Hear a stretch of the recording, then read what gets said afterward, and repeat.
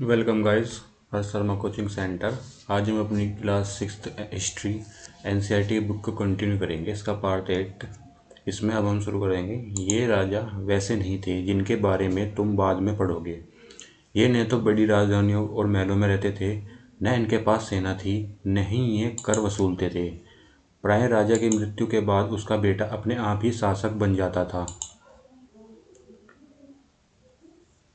जनता या पूरे समुदाय के लिए दो शब्दों का इस्तेमाल होता था। एक था जन, जिसका प्रयोग हिंदी व अन्य भाषाओं में आज भी होता है। दूसरा था विष, विष जिससे वैसे शब्द निकलता है।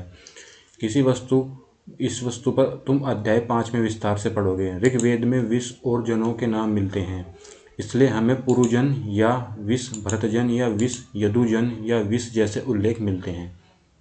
जिन लोगों ने इन प्रार्थनाओं की रचना की वे कभी कभी खुद को आर्य कहते थे तथा अपने विरोधियों को दास या दस्यु कहते थे। दस्यु वे लोग थे जो यज्ञ नहीं करते थे और शायद दूसरी भाषा में बोलते थे। बाद के समय में दास स्त्रीलिंग दासी शब्द का मतलब गुलाम हो गया। दास वे स्त्री हैं और पुरुष होते थे जिन्हें युद्ध में बंदी बनाया जाता था।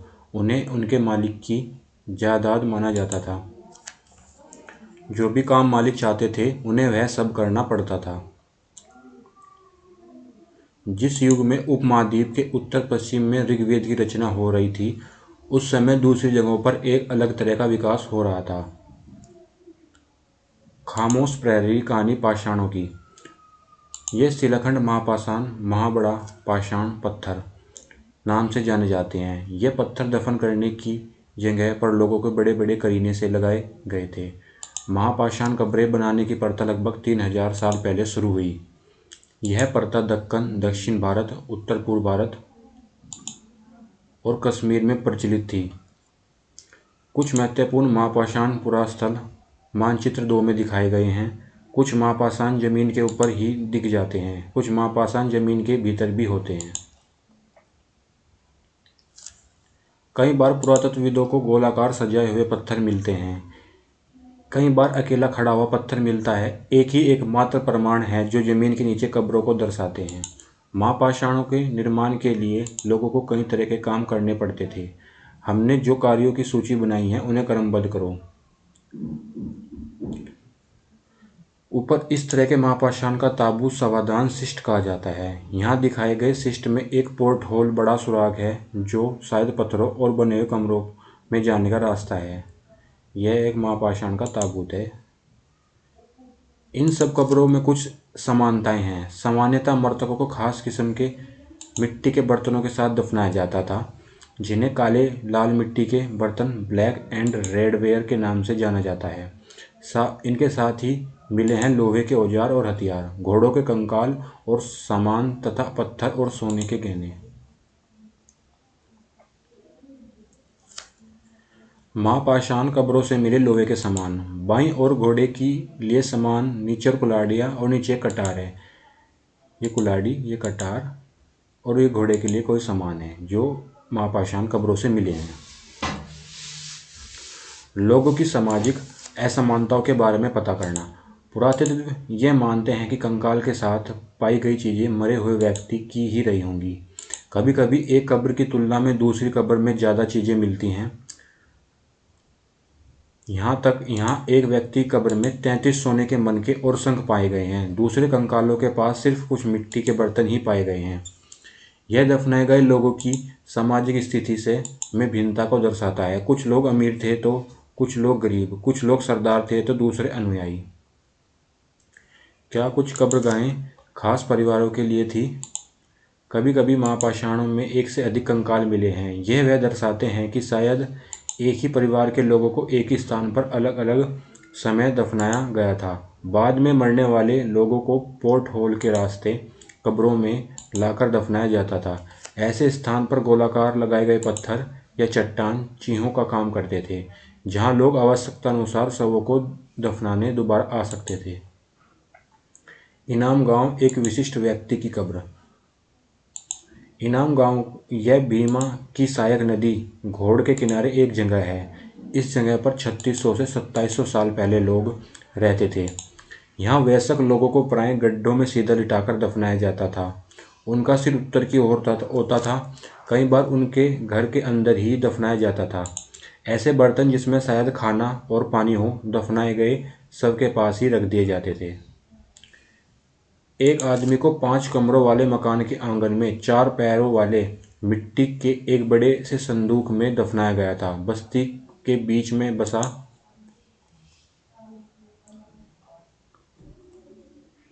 बस्ती के बीच में बसा यह घर गांव के सबसे बड़े घरों में एक था। इस घर में एक अनाज का गोदाम भी था। सबके पैर मुड़े हुए थे। क्या बताते हैं हमें कंकालों के अध्ययन। छोटे आकार के आधार पर एक बच्चे के कंकाल को आसानी से पहचाना जा सकता है, लेकिन ये एक बच्चे और बच्ची के कंकाल के बीच में कोई बड़ा फर्क नहीं होता। क्या हम यह पता लगा सकते हैं कि कंकाल किसी पुरुष का था या स्त्री का? कभी कभी लोग कंकाल के साथ मिले सामानों के आधार पर इसका अंदाजा लगाते हैं। उदाहरण के लिए, यदि कंकाल के साथ गहने मिलते हैं तो कई बार उससे महिला का कंकाल मान लिया जाता है, लेकिन ऐसी समझ के साथ समस्याएं हैं। अक्सर पुरुष भी आभूषण पहनते थे। कंकाल का लिंग पहचानने का बेहतर तरीका उसकी अस्थियों की जांच है। क्योंकि महिला बच्चों का जन्म देती हैं, इसलिए उनका कटी प्रदेश या कूल्हा पुरुषों से ज़्यादा बड़ा होता है। यह समझ कंकालों के आधुनिक अध्ययन पर आधारित है। आज से लगभग 2000 साल पहले चरक नामक एक प्रसिद्ध वेद हुए। उन्होंने चिकित्सा शास्त्र पर चरक संहिता नामक किताब लिखी।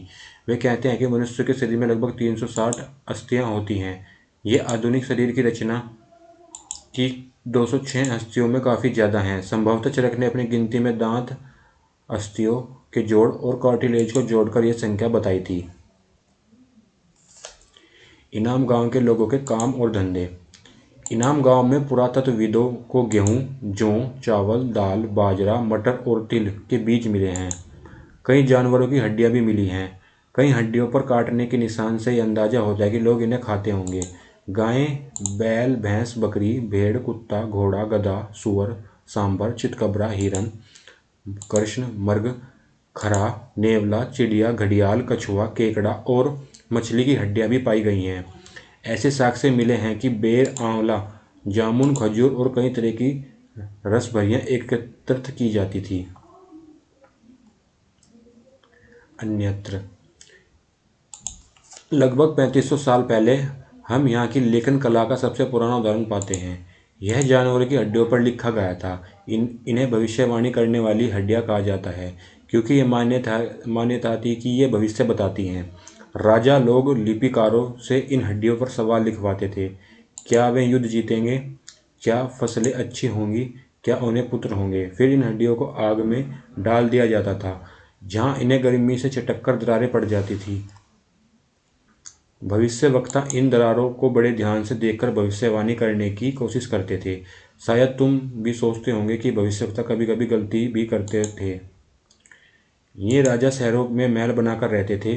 उन्हें बेशुमार दौलत इकट्ठी कर ली थी, जिनमें बड़े बड़े नक्काशी किए हुए कांसे के बर्तन शामिल थे, लेकिन वे लोहे का इस्तेमाल करना नहीं जानते थे।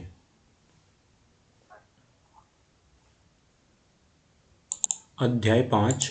राज्य, राजा और एक प्राचीन गणराज्य। चुनाव का दिन।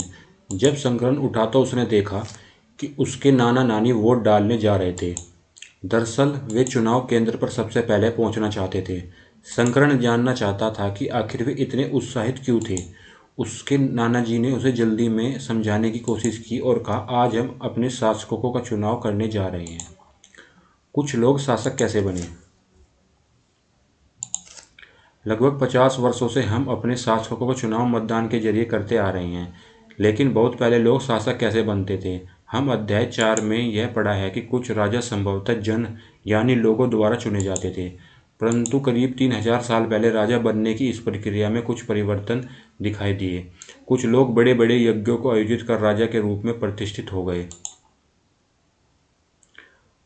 अश्वमेध यज्ञ एक ऐसा ही आयोजन था। इसमें एक घोड़े को राजा के लोगों की देखरेख में स्वतंत्र विचरण के लिए छोड़ दिया जाता था। इस घोड़े को किसी दूसरे राजा ने रोका तो उसे वहां अश्वमेध यज्ञ करने वाले राजा से लड़ाई करनी पड़ती थी। अगर उन्होंने घोड़े को जाने दिया तो इसका मतलब यह होता था कि अश्वमेध यज्ञ करने वाला राजा उनसे ज़्यादा शक्तिशाली था। इसके बाद उन राजाओं को यज्ञ में आमंत्रित किया जाता था यह यज्ञ विशिष्ट पुरोहित द्वारा संपन्न किया जाता था। इसके लिए उन्हें उपहारों से सम्मानित किया जाता था। अश्वमेध यज्ञ करने वाले राजा बहुत शक्तिशाली माना जाता था। यज्ञ में आमंत्रित सभी राजा उसके लिए उपहार लाते थे।